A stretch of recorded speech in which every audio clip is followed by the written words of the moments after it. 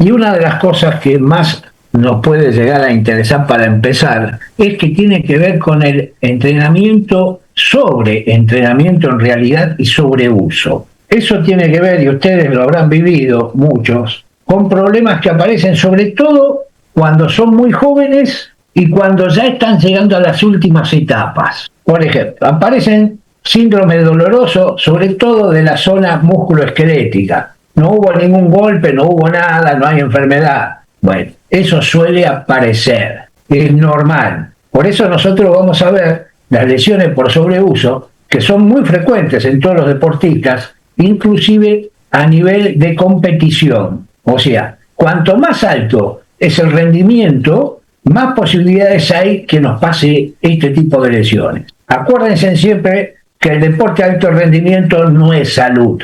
Algunos vieron que a nosotros nos venden la historia que el deporte es salud, porque el alto rendimiento no es salud.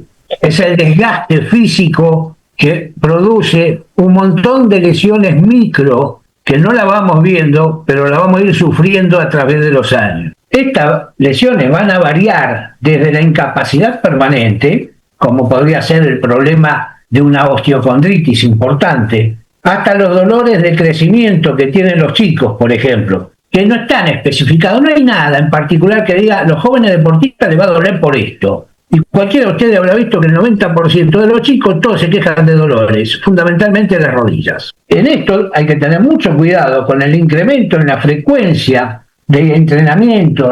Van a ver que nosotros podemos modificar las cargas, podemos modificar el tipo de trabajo para evitar que pasen estas cosas. Cuando son chicos, generalmente, cuando empiezan en forma prematura a hacer un deporte, el uso continuo de un gesto deportivo suele traer a largo plazo problemas. Es por eso que ustedes habrán visto que siempre se recomienda cuando son chicos, sobre todo muy chicos, que hagan 2 o 3 cosas distintas. ¿Saben por qué? Para no reventar las articulaciones. Por ejemplo, hacer un deporte como el fútbol, hacer otro deporte donde tengan que usar los brazos, o sea, mezclarlo. Eso va a evitar los microtraumatismos reiterados que tienen que ver fundamentalmente con cada deporte. En general, ya van a ver todos los que van a ir apareciendo, ¿no? Cuando nosotros permitimos que esos microtraumatismos avancen y no los tratamos como corresponde, el problema es que nos va a producir lesiones crónicas. Y al producir lesiones crónicas sí es un problema porque es muy difícil revertirlo. Hay dolores que se transforman en crónicos y duran meses. Y muchas veces, para poder solucionar el problema, ¿saben qué? Hay que dejar de hacer actividad física. Ese es el problema. ¿Cuáles son los factores de riesgo en general? Bien,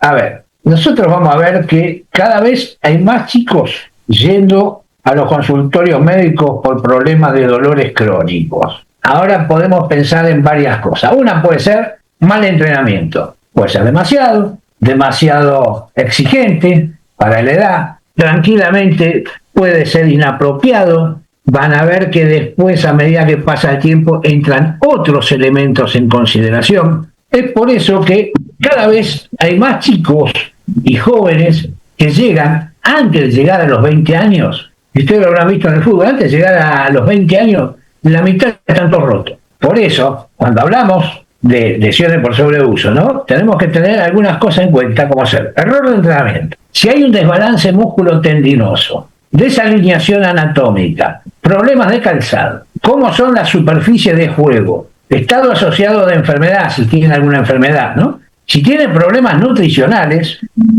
y un desentrenamiento cultural. Cuando hablamos de error de entrenamiento, es el más frecuente que se encuentra cuando empezamos a analizar las lesiones que tienen los chicos, ¿no? Entonces, un chico que nunca participó en deporte organizado y luego se incorpora a un equipo es susceptible a lesiones.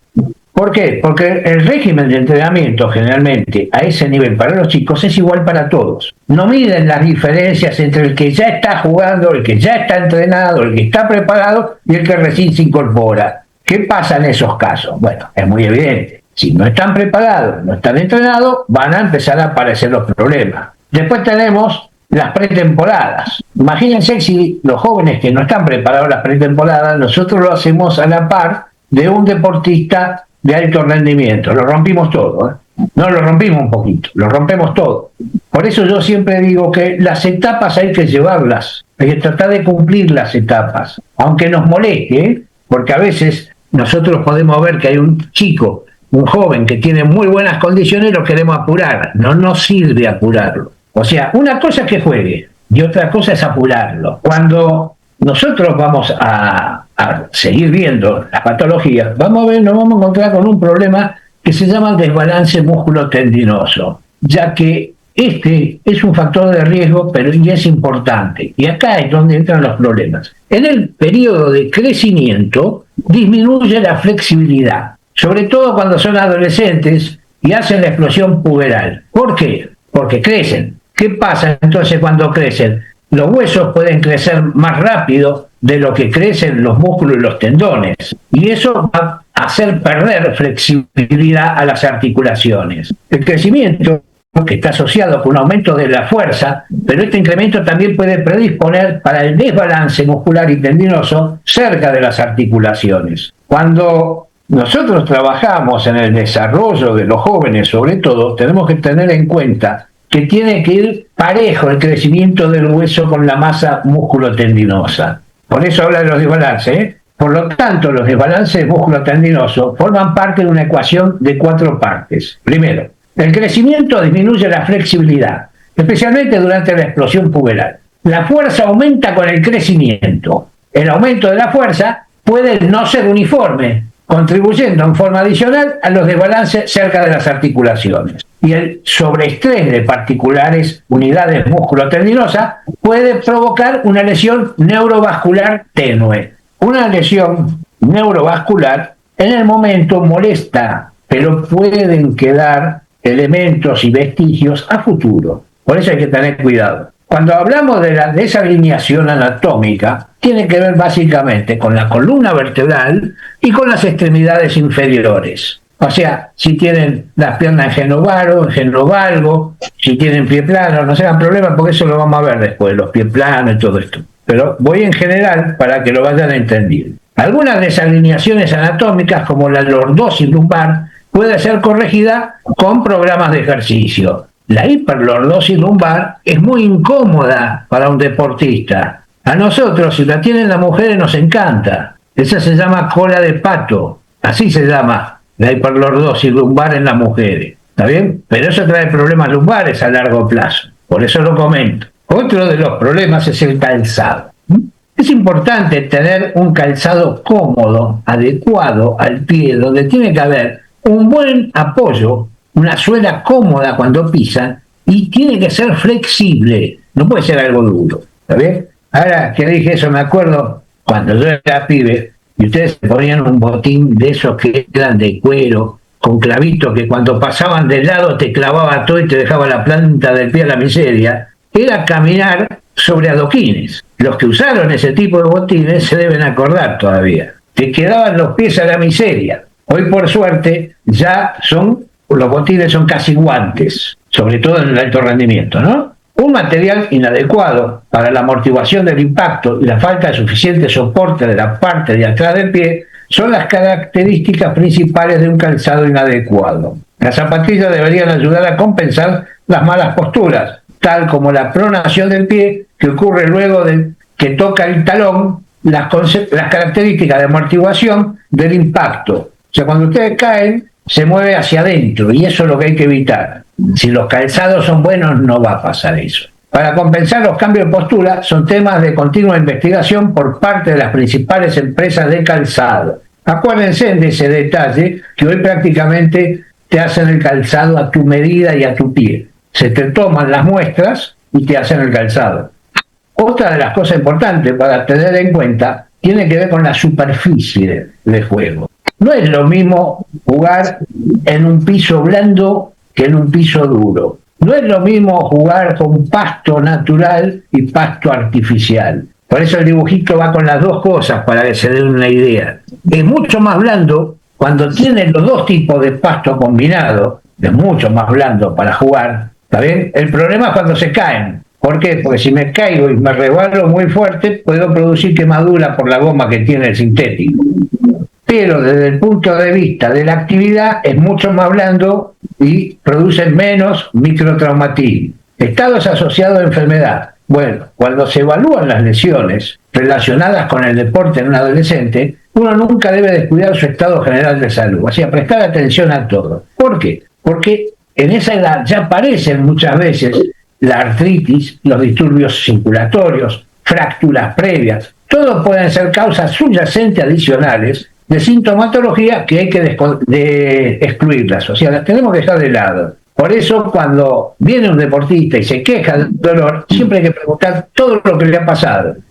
No es por uno solo. Otro de los problemas que pueden surgir son los factores nutritivos. Recientes investigaciones revelaron que cuando la ingesta es muy deficitaria o muy poca de calcio, por ejemplo, y vitaminas en algunos deportistas, aparecen problemas. ¿Por qué? Porque esto que va a producir una disminución de la densidad mineral ósea. ¿Eso qué pasa? Son básicamente susceptibles a lesiones por sobreuso en general y más específicamente a las fracturas por estrés. Ustedes habrán visto que hay muchos deportistas que se rompen y no sabemos por qué, no lo golpeó nadie. Bueno, esas son las fracturas por estrés. Es entrenamiento cultural. A ver, nosotros tenemos un problema. Cuando el atleta pobremente preparado o un desentrenado tiene obviamente un mayor riesgo de tener una lesión por sobreuso. Y acá me paro porque esto muchas veces tiene que ver sobre todo con los que dejaron la actividad. Dejan la actividad, no entrenan, pero quieren jugar como cuando entrenaban.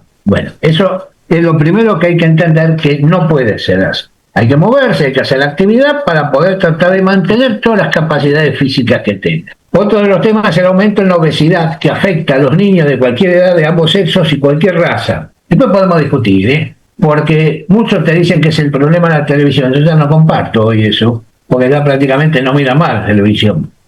Pero hay un tema, vamos a hacerlo de otra manera. Están todos acostumbrados a una vida sedentaria, y esto trae aparejado que no hacen actividad, y cuando hacen actividad, que es mínima en muchos casos, tienen microtraumatismos en los músculos, en los ligamentos y en los huesos. Por eso cuando les llegan después a determinada edad, les pasan factura. Acuérdense siempre de eso, ¿eh? Todos los errores que fuimos cometiendo a lo largo de la vida deportiva nos pasan factura. Para bien o para mal, nos guste o no nos guste. Es que cuando vuelve tiene que entrar lentamente al ritmo. No puede volver y entrar al ritmo que dejó. Él dejó de entrenar y vuelve, por ejemplo, después de 3 meses, por decir. Sí. Y quiere entrenar como entrenó el día que se fue. Es muy posible y casi seguro que va a tener problemas. Lo que tiene que hacer es todo un periodo de adaptación de nuevo para volver. En caso de que tuviera problemas, a ver, es muy común que cuando no hiciste actividad por un tiempo más o menos prolongado, cuando vuelvas a la actividad tengas dolores. Es normal. Eso no sería tan grave. Lo que sí vas a necesitar hacer trabajos de calentamiento siempre para que la masa muscular y todo se caliente, para que esté blando, tenga buena movilidad y puedas hacer algunos trabajos de elongaciones. ¿Para qué? Para que esa masa muscular vuelva a ser blanda, vuelva a trabajar libremente. Esa es la idea. Lo que sí tenés que asegurarte es que, vamos a suponer que se queje, siempre asegúrate de elongar, y si le perdura el dolor, tratar de buscar el método, que generalmente es kinésico, ¿no?, para que se ablande el músculo, porque es muy factible, si durante mucho tiempo no hizo actividad, que tenga contractura posactividad. Eso puede pasar. Le habrá pasado a más de uno, que después no te podés mover, o no le pasó que le ir al baño, hermano, y no te podés levantar del inodoro. Eso está dentro de las cosas normales que van a pasar. Nosotros tenemos que tener en cuenta, básicamente, que los microtraumatismos reiterados en la placa de crecimiento por las actividades deportivas pueden llegar a ser un factor etiológico en la aparición adulta de la artritis, tanto en la cadera como en la rodilla. Son 2 lugares que sufren mucho, ¿eh? Pues son lugares que generalmente sufren los traumatismos, en mayor o menor medida. La rodilla es una de las que más sufre para el jugador de fútbol, ¿no? Y acá tienen el cartílago de crecimiento, se encuentra en 3 sitios. la placa de crecimiento, la superficie articular y las apófisis. Es susceptible a las lesiones por sobreuso en cada uno de estos puntos. El más importante es este, que es normal que todo se quede. La enfermedad de Osgood-Schlatter, que es del tubérculo tibial, es el tipo de lesión por sobreuso más conocido en el tercer sitio del cartílago de crecimiento, o sea, la apófisis de tracción, donde agarra y tira. Cada vez hay mayor evidencia que la tan llamada apofisitis es el resultado de fracturas de abulsión. ¿Saben lo que es abulsión? Es cuando se arranca el tendón del hueso. O sea, hay fibras del tendón que se van rompiendo y arrancando del hueso. Muchas veces se lleva un pedazo de hueso, así que... Y el resultante del proceso de depuración. Estas condiciones a menudo están asociadas con unidades musculotendinosas tensas en el sitio afectado. Eso va a pasar porque hay una tracción permanente. Otra lesión por sobreuso, frecuentemente, vista de esta categoría, es la apofisitis oscalcis, enfermedad de Sever.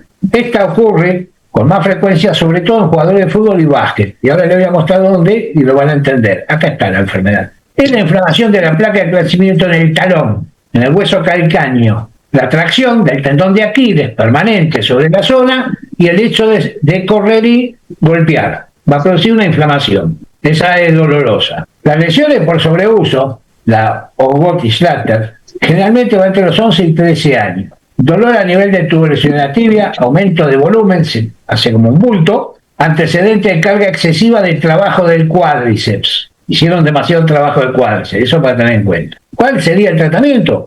Reposo deportivo, desinflamatorios, hielo 3 veces al día, más o menos 15 minutos, circular, no dejarlo fijo, sino un cubito lo va dando vuelta. Láser y ultrasonido terapéuticos y ejercicio de estiramiento, ¿para qué? Para elongar el cuádriceps para que no tire tanto.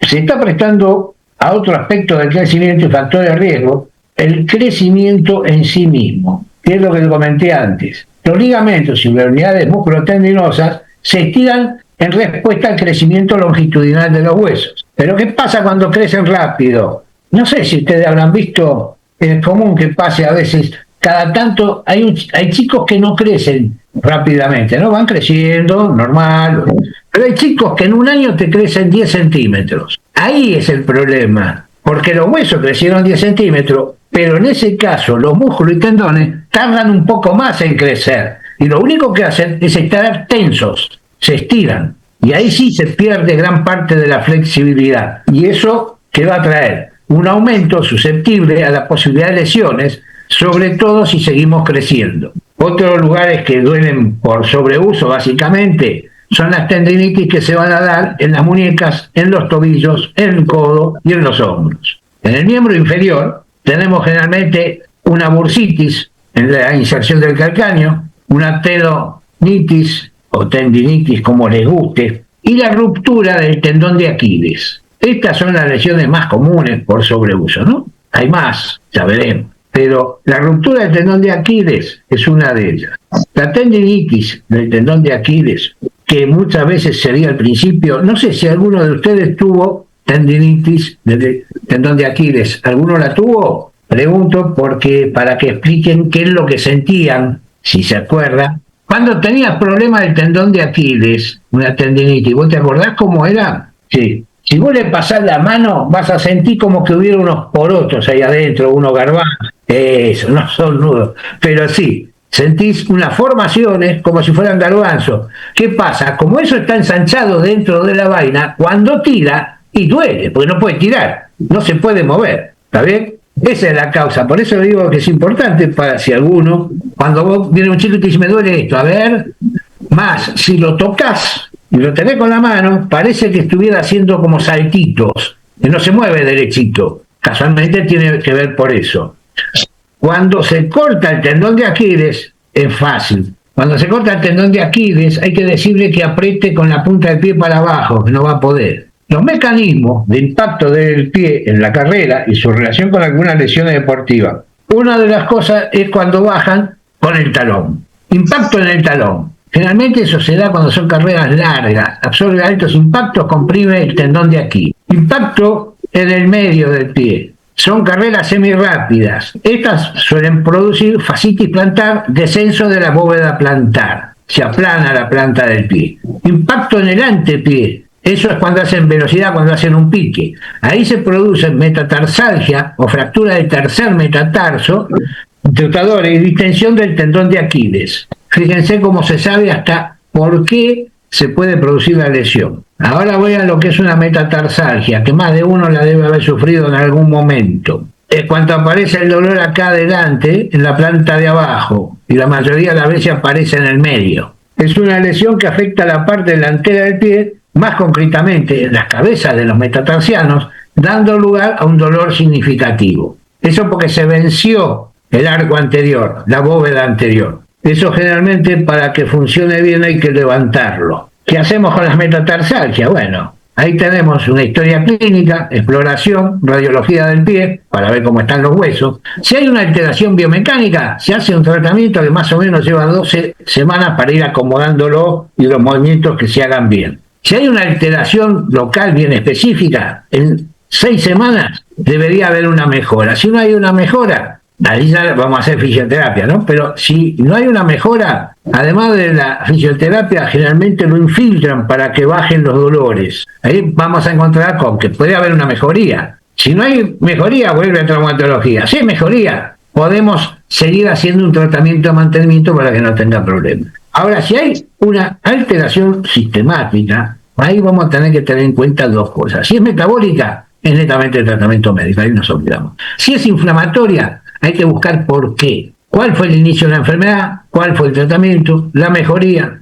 Y asegurarnos que no sea reumatológico el problema. Del otro lado, es exactamente igual, pero si no hay mejora, tenemos que prestar atención a un traumatólogo para ver qué es lo que está pasando. Si todo va bien, en todos los casos hay que hacer un tratamiento de mantenimiento para evitar que vuelva a pasar. Esta es típica del arquero. La ruptura de la polea anular, la que sostienen los tendones, la flexión, cuando le pegan el pelotazo, no es que se rompa siempre el hueso, sino que saltan los tendones. Las vainas que lo sostienen se abren. En este caso fue parcial, en este caso fue total. No hay problema, esto se opera. ¿Cuáles son los puntos del miembro superior claves ahora? La tendinitis bicipital en el hombro, la tendinitis del supraespinoso, la epicondilitis o codo de tenista, la epitrocleitis, codo de golfista, la tendinitis del braquial, del manguero, el que pide, tendinitis de los flexores de los dedos.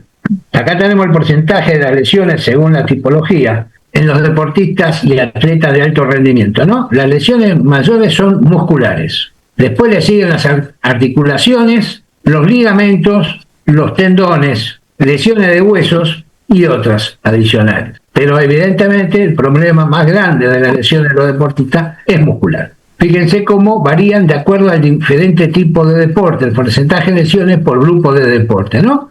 La mayoría son los que usan pelotas. Después los de combate, porque se mueven al palo. El resto, prácticamente, son mínimas las lesiones. Ahora vamos a ir por categoría. La mayoría de las lesiones son cuando son chicos, todavía de una edad escolar. ¿Por qué? Después lo vamos a ver, pero es normal. Después le siguen los juveniles. Y por último, las lesiones bajan muchísimo en los jugadores de alto rendimiento. A pesar de que nosotros vemos muchas lesiones, ¿no? Pero bajan. Y con respecto al sexo pasa lo mismo. La mayoría de las lesiones son del sexo masculino por sobre el sexo femenino. Fíjense que es un 65% del sexo masculino y las lesiones de las mujeres son un 35%.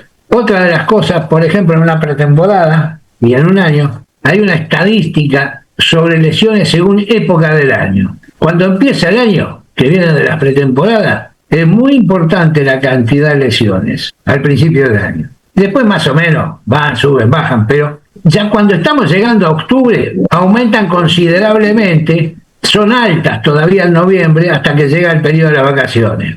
¿Por qué? Porque esto es el periodo que viene de una pretemporada generalmente y ustedes vieron que después de la pretemporada, al principio, muchos jugadores se lastiman. Y cuando estamos llegando a fin de año pasa exactamente lo mismo por su altura, donde están la mayor cantidad de lesiones en general.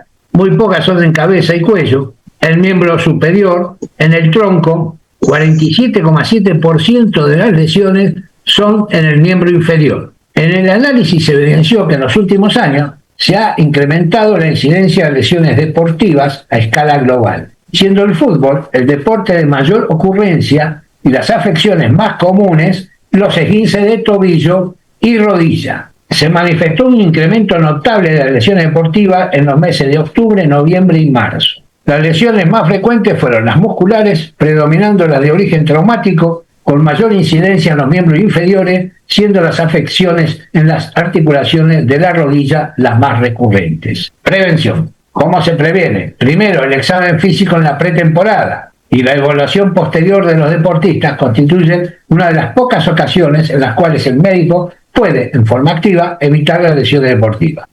Siempre se debería realizar una evaluación pre-ejercicio, con exámenes regulares de la historia clínica y aptitud física. Además, uno puede hacer la observación que el niño que practica deporte está entrando en el periodo de la pubertad y por lo tanto debe ser guiado hacia un trabajo que aumente su flexibilidad o que disminuya la intensidad del entrenamiento. Las etapas de las lesiones por exceso de uso son dolor en la zona afectada después de la actividad física, dolor durante la actividad física sin restricción del rendimiento, o sea, le duele pero puede seguir haciendo actividad. Dolor durante la actividad física con restricción del rendimiento, o sea, baja el rendimiento, no puede debido al dolor. Y por último, dolor persistente y crónico, incluso en reposo. Las causas principales de la lesión en la práctica físico-deportiva: falta de habilidad o desconocimiento de las técnicas básicas del deporte, desigualdad física y o técnica entre los practicantes de una actividad deportiva. Y acá me paro un segundo. No sé hoy,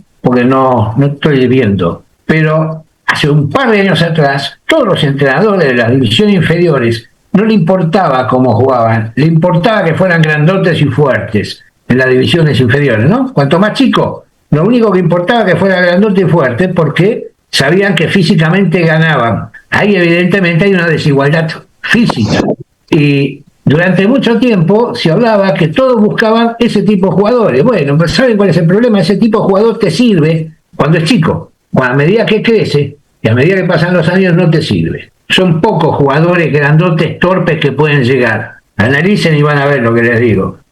En los chicos sí, porque ganan, físicamente ganan. Causas principales de la lesión en la práctica físico-deportiva: exceso de confianza, imprudencia o, por el contrario, miedo excesivo ante una dificultad, una actividad. Es muy común, sobre todo en los jóvenes o en los chicos, que piensan que pueden hacer de todo, que se van a bancar cualquier cosa, y no están así. Y por supuesto, tener miedo también es la otra cara de la moneda. Otras veces, una falta de entrenamiento adecuado. Acá tenemos ahora sí un esquema de las lesiones en el fútbol bien claras. En el miembro inferior el 69%, en el miembro superior tenemos un 10%, en la cabeza un 2%, en la columna un 19%.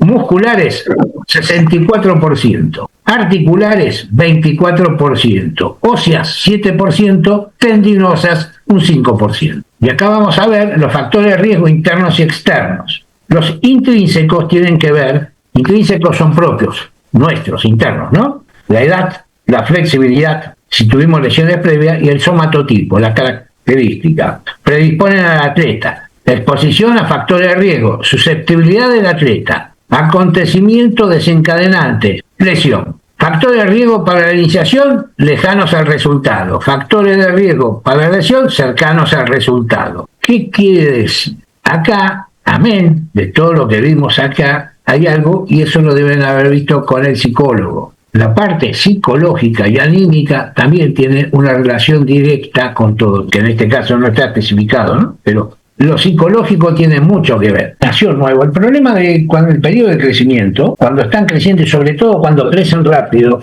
te pierden toda la coordinación motriz. Y hay que volver a rebobinar toda la coordinación motriz. Lleva su tiempo, ¿eh?